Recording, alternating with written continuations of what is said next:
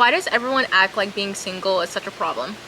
So you've finally discovered society's curse, right? Being single.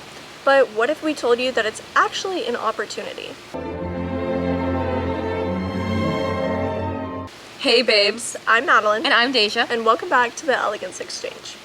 So everyone seems to view being single as some kind of curse, but it's really not. It's not. It's so silly because honestly, this is one of the best times of your life. So why are we wasting away pretending that, oh my gosh, my life's miserable because I don't have a boyfriend or a girlfriend? Or I'm so lonely, like I can't do anything by myself, like I have to have and be in some type of relationship for me to actually go out and do things. Newsflash, you don't. You don't. So, we like to say that standards are what lay the foundation of the rest of your life, right? I saw this video and it was talking about how a woman would not settle for gas station food when she expected a steakhouse. So why would you settle for a man who barely takes care of himself and does the bare minimum for you when you expect a man who's going to go out of his way to help you, who's going to be generous, who's going to be loyal and kind? You want to take that. You want to get that gas station food, so why the heck are you taking that in a man? You aren't taking yourself off the top shelf because somebody else can't reach it. Let's say that again. You aren't taking yourself off the top shelf just because somebody can't reach it. That's not happening. No, you build yourself up so much. You're putting all this time, all this work into becoming this woman that you want to be, this higher version of yourself. You're at the top of the shelf, and then you kind of have to like dim it down because you're like, oh, well, he can't really do this, so I'll have to do this. He doesn't really meet my expectations. So, babe, why are you still there? We should not be lowering our expectations and our improvement because he cannot reach it. No. And I like to say to become the person that you would want to date. Because when you become the person you want to date, you can already get everything you need in yourself. You don't need it from a man. You don't need it from a woman. You don't need it from anybody else but yourself. And honestly, whenever you become this better version of yourself, you start to attract similar people. So you start to attract people who maybe have money like you. Or you start to attract somebody who's loyal and outgoing and charitable. Wouldn't you want that? I know I would. Exactly. Like, you want someone to put in the same amount of effort, have the same goals, maybe even have the same drive as you do. You don't want to have this one-sided relationship where it's like all of this stuff is on you and then the dude's just there. He's just there. Honestly, people are going to look at your standards and they're going to tell you that you are so high off your rocker, that you are crazy for having these standards. I get that every day. Everybody thinks that my standards are way too high. And you know what? That's fine. Because it's the people who say that are the people that can't meet my standards. And that's the truth. And that's okay. Because I expect what I can provide. And that's how it should be with you. And that's the way it should be. If anything, as someone that's been in a relationship for almost 5 years, when I got out of mine, I was thinking, okay, now I'm like single, like what do I do now? What do I do? What I do? Use this time to work on yourself. Don't worry about, okay, well, who am I gonna jump to? Who am I gonna have another connection with? No. Please don't. Use all this time to just start putting in all that love and effort into yourself. So let's say like, let's go to the gym. You want to get fit? Let's go to the gym. Maybe sign up for a Pilates class. Try something new. Maybe you want to start focusing on school and you want to hit higher grades.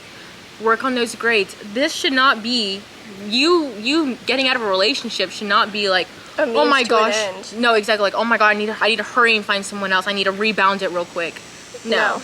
We're not doing that. We should be, what did we learn from this relationship? What can we do to fix it? What can we do to fix ourselves? And we elevate from there. We do not continue going lower than we should have been. Maybe you haven't even been in a relationship. Still improve yourself. You don't want people to see you and be like, whoa, like that person went completely downhill after they broke up.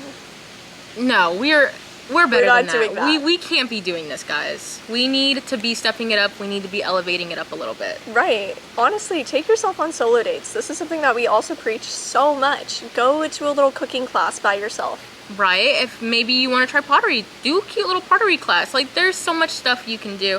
Maybe you like to read, or like me, I like to go and draw sometimes. take yourself out to a park, pack yourself a cute little picnic, and enjoy time with yourself. Right, maybe you need something a little bit more budget friendly. Cook yourself your favorite meal or a little 3-course meal and watch a movie. Have a spa night. I did that last night. Have a spa night with yourself. Journal, reflect, just have some fun, because you don't need somebody else to make your life complete and make your life fun. You need to be okay with being by yourself, and that's part of improving yourself along these ways. And if anything too, again, back to the journaling. We preach this every single episode. Journal, maybe do some self-affirmations. You know, I know getting out of a relationship, it's hard, and because especially when you're alone in that single area, you start to think like, what was it? Was I the issue? What could I have done differently? Maybe I'm the problem. You're not. That's why we journal. That's why we write down step by step. Or maybe, you know, maybe you did do some things. That's okay. We're human. We make mistakes. What's best is that we learn something from it, and that's why we journal. We journal everything down. Exactly. Or maybe go to a therapist. There's nothing wrong with going to therapy. Or self-help books, great option. I absolutely adore them. You have to make sure you're getting the right one, okay? Don't get something negative that's like making you miserable, but find something uplifting. The Let Them Theory by Mel Robbins, great. We say that all the time. Just find something that you can use to reflect on yourself and work on yourself, because there's nothing better. Something that will encourage you and make you feel, you know, I don't need another person. I don't need other people for me to love myself. And honestly, relationships can be a major distraction. They can do a lot more harm than good. They really can be. And I know most of our viewers being in high school, maybe even the college level too, when we get in that high school college relationship, it's mostly, sometimes it's usually our first one, and we're so happy, you're in that honeymoon phase, and you're kind of getting to that point where it's like, oh my gosh, I'm in a relationship, I love being in a relationship, I don't want anything bad to happen to it. And it really does end up just being your whole entire identity at that point. Don't act like you're married when you're not even dating, or don't act like you're married whenever you're just dating, okay? You're not. And I know that can be harsh, and you're like, well, we've been together for 3 years, so like, we're a really long-term couple. Okay, that's great, and that's absolutely amazing that you are in a healthy relationship like that, but you can't put too much strain on that relationship and that much expectation, because it's going to cause issues. And it causes distractions, because then, like Deja said, you know, your whole identity revolves around this partner. And you have to be yourself first. Exactly. And going back to the schoolwork, once we're so focused on stuff like that, we kind of find a bit of a imbalance with our school life and then our personal life, because now we have another factor to that. So it gets overwhelming. Or maybe you got in a breakup. Maybe you got in an argument with your boyfriend or something the day before a test. You're not going to be able to study for that test, because you're going to be like, oh, well, I need to fix this immediately. We need to get this done. And then there you go. You probably didn't study as best as you could. No, and it's just silly. And it's great that you're in a relationship, or it's great that you're not in a relationship, but you have to stop acting like you are endgame when you aren't endgame yet. Maybe you're working your way there, or maybe you haven't found your endgame, and that's okay. It's perfect, because like we said, it can be a distraction. It can be a very good, healthy distraction, but it can also be a very toxic, negative distraction. It's all about the right person. No, and we should not be rushing into being in a relationship. We should not be rushing this whole phase of, oh my gosh, okay, well, I'm just gonna work on myself real fast, make sure I'm likable, get in a relationship, and then call it a day. No, because let's be so real. There are some women, there are some people these days that wish they could go back to their younger selves and enjoy their single life and really have time to improve themselves and do things that they wanted to do. Exactly. And this is almost a perspective changer, because I was reading a book the other day, and it was talking about how most women, for their little, you know, like solo dates, whenever they have children or whenever they are married, their little date for themselves is going to a hotel room for one night and being alone and just being able to do whatever they want, or go grocery shopping alone. Isn't that crazy to think about? The fact that we are begging for a relationship right now, when there are women who use being alone as a solo escape. As an escape. So what are you doing? No. Why are we worrying about this? You have so much time in your life. You don't need to rush it right now. We don't need to rush it. Exactly. And you never have to apologize for putting yourself first. You guys, some people that are in relationships, they'll talk to me and they'll say, oh, well, he did this and he was mad at me because I stayed home, or because I didn't feel like doing this, or because I didn't like the way he talked to me. Okay, if you're not in a relationship, you don't ever have to worry about that. You don't have to worry about putting yourself first and maybe wanting a day off. Maybe you don't want to deal with anybody's issues today. Maybe you just want to be alone. You don't have to apologize for that because you are your own person. You're not tied to a partner right now. And you're right, that's a big one too, and then most of the time, you know, people do come up to us and they'll be like, oh, well, my boyfriend did this and all this and that. And then they just get overwhelmed, and it's like, that's a lot of stuff tied to you. Like, Exactly. you as good as it seems sometimes, and as, you know, most relationships aren't like that. There are some good ones. Exactly. But sometimes you can't help but feel tied down, especially if you have maybe a partner that doesn't agree with the stuff that you do.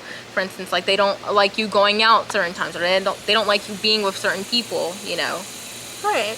And obviously, there are some reasons for this. You know, I want to look at it black and white and be like, he's just so controlling because he hates when I hang out with my friends, and maybe your friends are toxic. Yeah, maybe your friends are actually, you know, the issue. Exactly. So maybe don't look at it so black and white. You know, try and see where they're coming from, but realize that, you know, you don't ever have to apologize for being alone and putting yourself first when you're not in a relationship. And so we're going to give you like 2 little things to do to make yourself feel a little bit better. Because maybe you still crave that relationship. Maybe you still crave that partnership. And that's totally fine. We all do. I act like the most single. I love my single era. I don't need a man, like blah, blah, blah. But even I am like that sometimes, guys. Same. Or I'll be like, you know what? I'm liking my single era. It's great. It's good. And then I see a proposal and I'm like, where's mine? Exactly. Like, you know, mine would be nice anytime now, but it's human. So I like to say, make a nope, not my man list, okay? So he was flirting with another girl. Nope, not my man.